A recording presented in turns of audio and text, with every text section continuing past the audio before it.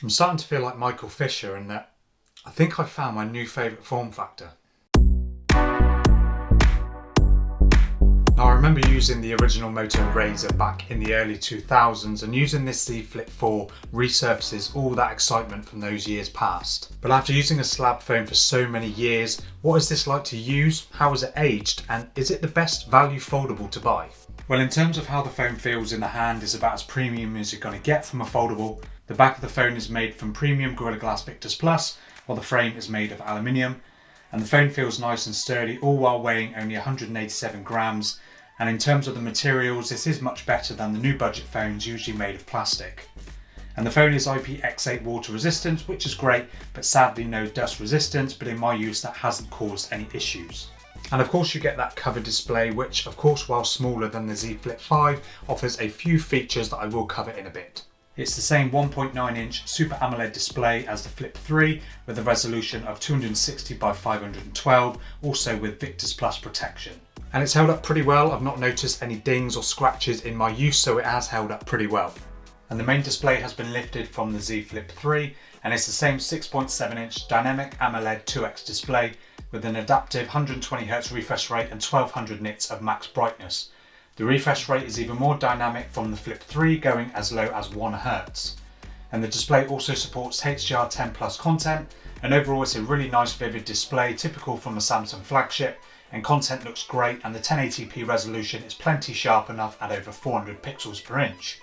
The one downside that I found with the display, no, it's not the crease, is how easily it attracts fingerprints and overall just stays a bit grubby. You're having to buffer it a lot to get rid of those fingerprints. I think that's just the nature of the display, but it is a bit annoying having to buffer it all the time just to keep it clean. And yes, while the crease is there and noticeable, it took me a total of about 10 seconds to get used to it, so no issue really for me. And if you're enjoying this video, a sub to the channel would make my day. And if you want a case for your Galaxy Z Flip 4, check out these high quality cases from channel sponsor, Caseology. It's a silicone field case with great grip and stays lint free in your pockets, and it also has a two-tone colour and protective raised camera ring for a bold look. It's made of TPU and polycarbonate for dual protection to keep your Galaxy Z Flip 4 scratch free, and it's also wireless charging compatible. And you can also grab the Parallax case, which is my personal favourite, and it's a slim and functional 3D design which provides enhanced ergonomics and secure grip with extra raised bezels for the screen. There are plenty of stylish colours, and it's also made of TPU and polycarbonate for overall protection. And the Parallax case is also wireless charging compatible, so overall protection for your phone. You can find these cases at caseology.com, follow the link in the description to buy.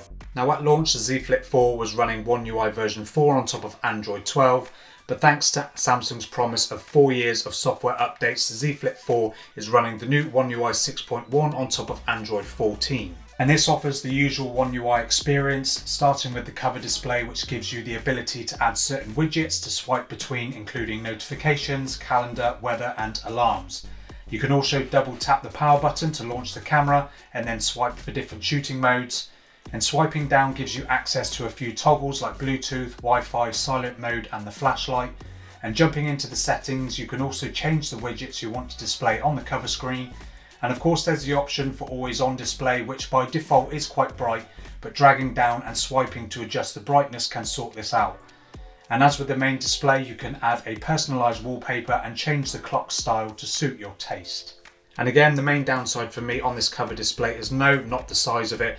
Again, it's just how easily it attracts fingerprints. The rest of the One UI software experience is nothing we haven't seen before. The usual customization options are here for themes, wallpapers and fonts, etc., as well as adding widgets for a really personal home screen.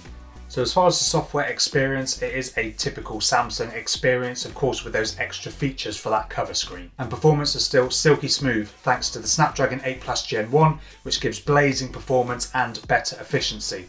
And while the Z Flip 4 of course will handle most games that you'll throw at it, the space constraints mean that the cooling tech isn't quite as advanced, so expect the phone to heat up a bit. This is backed with the only RAM option of 8GB, but with storage options up to 512 gigs of UFS 3.1 storage.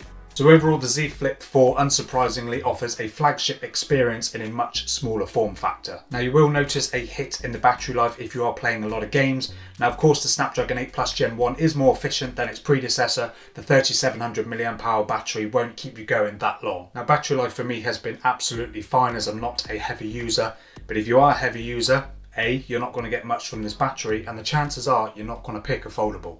And should you kill the battery throughout the day, the Z Flip 4 supports 25 watt charging, which can get you just over 50% in 30 minutes and a full charge in about an hour and 15 minutes. And lastly, a quick look at the cameras on the Z Flip 4. You get the same camera duo carried over from the Z Flip 3, a pair of 12 megapixel cameras, a main and an ultra wide, but the main camera is a slight upgrade with a larger sensor, the same as used on the S20 and S21 models.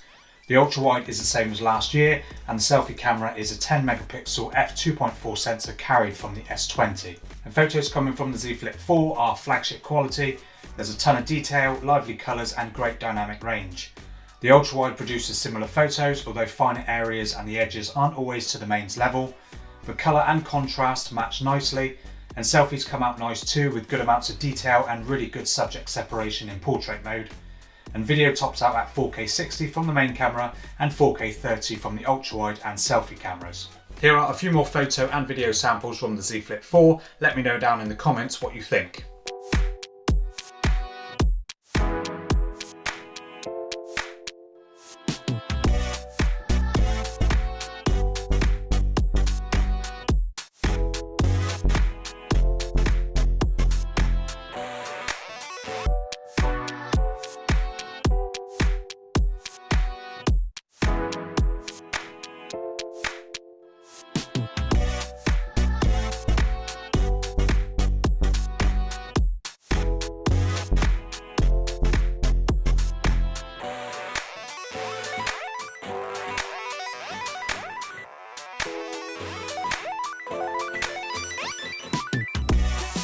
So this is some portrait video taken from the Z Flip 4, and the Z Flip 4 selfie camera uses a 10 megapixel selfie camera which is taken from the S20, and it's not too bad, tops out 1080p 30 fps.